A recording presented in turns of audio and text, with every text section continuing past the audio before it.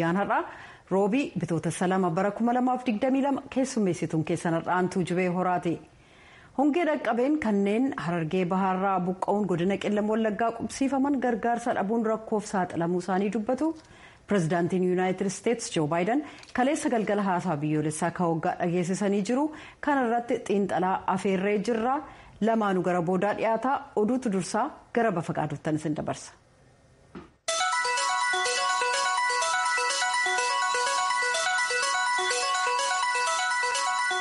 Harka fuunee akka mooltan oduun irraa qabnu kunooti.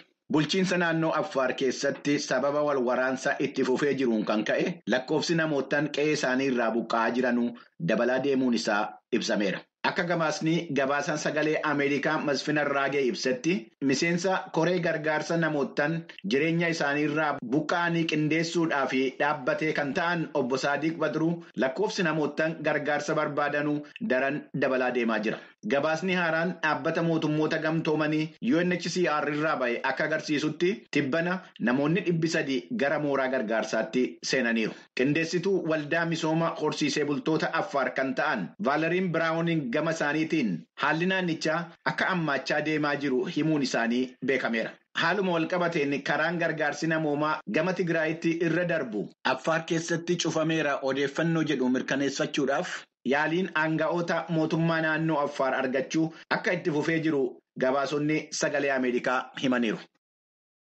Seeratumtoonni biyya Liibiyaa mootummaa cehumsaa haaraa kaleessa raggaasisuun isaanii gabaasameera. Muummeen ministeeraa yeroo Faatii Bashagahaa kaabinoota mootummaa isaanii dhiyeessanii seeratumtoota yookaan miseensota paarlamaa 101 keessaa deeggarsa 992 argatanii muudamaniiru. Akkuma kanaan muummeen ministeeraa Bashagaahiin itti aanaa afyaa'ii mana maree biyyattii Ahmed Ohumaa ministeera ittisa biyyaa godhanii yommuu muudan gamtaa Awurooppaatti ambaasaaddara Liibiyaa kan turan Hafeez Qaadur immoo ministeera dhimma alaa taasisaniiru. Miseensonni mana marichaa caalaan isaanii baha biyyattii warreen bakka bu'an waan ta'aniif warreen gara lixa biyyattii hin gammachiifne. Muummee ministeeraa duraanii kan ta'an Abdullamiid Dibeebaa fi gareen isaanii muummichi ministeeraa haaraan ji'a darbe filataman Bashagaan kutaa lixa biyyattii misraataa irraa ta'anus mootummaa haaraa amma dhaabbate akka hin fudhanne ibsaniiru. Liibiyaa garbahaa keessa hoogganaa waraana mormitootaa kan ta'an Khaliifaa Iftar mootummaa Bashagaa akka deeggaran ji'a darbe yommuu isaan filatan ibsanii turan. Garee Khaliifaa Iftarii fi garee lixa biyyattii isa biyya Turkiitiin deeggaramu gidduutti waliigalteen hin jiru. Kanaaf jechuudhaan mootummaa ce'umsaa hamma dhaabbate hordofuudhaan wal waraansii akka aaraatti itti fufuu danda'a akka jedhamaa jiru gabaasameera. Mootummaan ce'umsaa Liibiyaa ammaa ji'oottan 14 gidduutti filannoon amma taasifamutti kan hundeeffamedha. Kun sagalee Ameerikaati.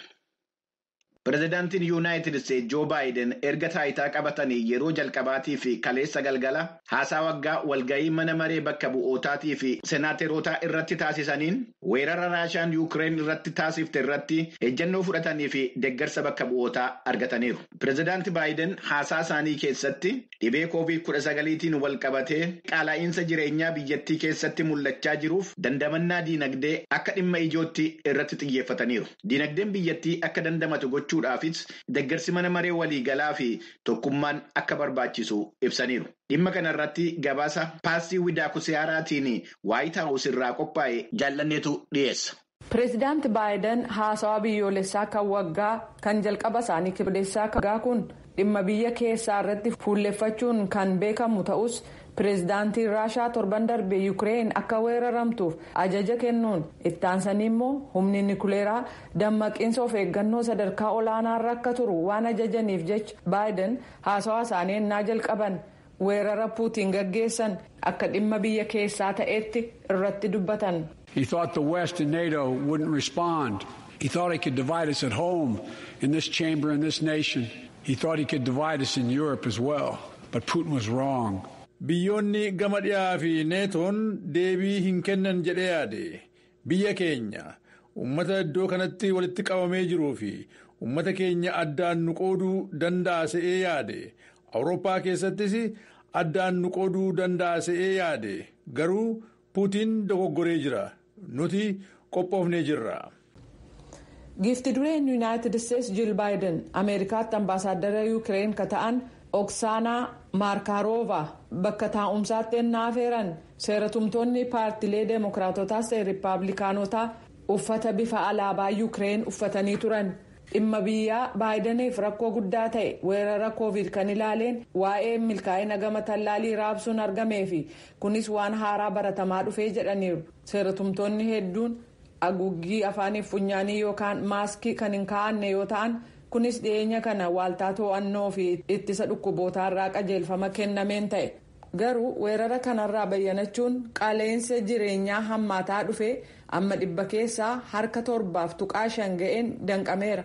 Kanaafis jecha pireezidaan baayiden gatiin xiqqaan kan ittiin namni mindeeffamu dabaluuf karoora akka qaban akkasumas biyya keessatti oomisha dabaluun ka gargaaru ta'uu dubbatan.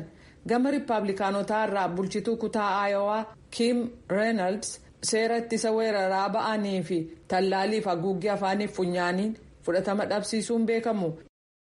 President Biden and his party have sent us back in time to the late 70s and early 80s.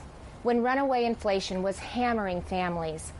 Gara baroota 70mootaaf 80mootatti duubatti nu deebisan qaala'insi jireenyaa maatiiwwan rakkisaa jiru yakki hokkaraan guutame magaalaalee biyya keenyaa barbadeesse waraanni sooviyeet immoo teessuma lafaa yookaan daangaalee biyyooti haaraa sararuuf yaalaa jira jedhan. Bakka beekamoo ta'an kan sadarkaa olaanaa 5 sagaleen uummataa yeroo ammaa funaaname. 100 keessaa harka 41 hojii pireezidaan baayidaniif mirkanii kennee jira. Weerarri Raashaan Yuukireen irratti raawwatte torban tokko ta'uuf yommuu deemaa jiru kanarratti misaa'iloonni waraana Raashaa bakkeewwan jireenyaa fi gamoolee bulchiinsa mootummaa magaalaa Kaarkiif haleelaa akka jiran hanga'oonni mootummaa Yuukireen ibsaa jiru. Viidiyoon ministeera dhimma yeroo muddamaa Yuukireen irraa ba'e akka mul'isutti gamoon waajjira ministeera dhimma biyya keessaa dameen Kaarkiif abiddaan gubatee warreen abidda dhaamsan gamoo sana baraaruudhaaf yaalii gochaa turan. Haleelamuu gamoo kanaatiin wal qabatee miidhaa namaa fi qabeenya irratti ga'e ilaalchisee amma ammaatti odeeffannoon ba'ee hin jiru. Qibxata kaleessaa bakka Freedom Square jedhamee beekamu biratti gamoo argamu irratti haleellaa raawwatameen yoo yarate namoonni 6 du'uun isaanii gabaasameera. Haleellichi kan raawwatame misaa'ilaanis akka ta'e himameera. Dhaabbileen miidiyaa mootummaa Raashaatiin to'ataman 2 ardii Awurooppaa keessatti akka qilleensarra hin oolle gareen biyyoottan Awurooppaa 27 murtoo dabarsuun isaa beekameera. Weerara Raashaan Yuukireen irratti taasifte ilaalchisee odeeffannoo sirrii hin taanee fi olola mootummaa Raashaa facaasu jechuudhaan dhaabbileen miidiyaa ugguraman kun RT'dhaa fi Sputnik jedhamanii warreen beekamanudha.